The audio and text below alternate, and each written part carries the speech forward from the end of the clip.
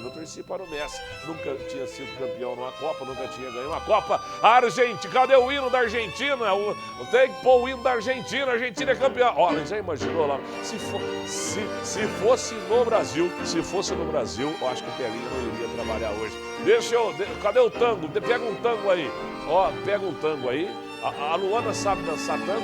Se a Luana souber dançar tango, pede pra ela vir aqui. Aí eu vou mostrar. Ela dança funk.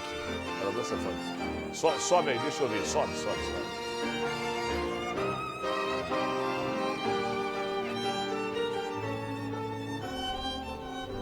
Fala pra subir o som, eu não tô escutando nada aqui dentro. Sobe o som aqui pro vovô. Ó, parabéns aos argentinos. Parabéns, cadê a Luana? Vem cá, Luana, vem cá. Você sabe dançar tango?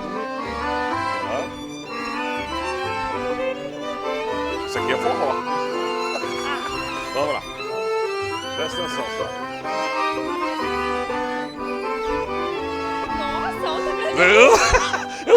Tá vendo? Eu sou professor de tango. E atenção, a pior coisa do mundo que tem é dançar tango com a irmã. Deus o livre guarde. Bom dia pra você, depois eu te falo. Ela tá cansada já. Vamos lá, ela já cansou. Ela cansou.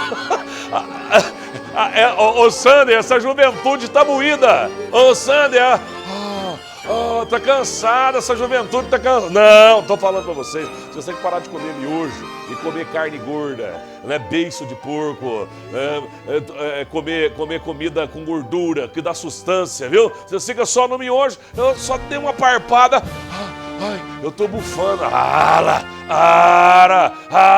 Rafael Silva, o senhor come muito miojo, mas o senhor torceu ontem pra França, que eu tô sabendo, Rafael. Eu?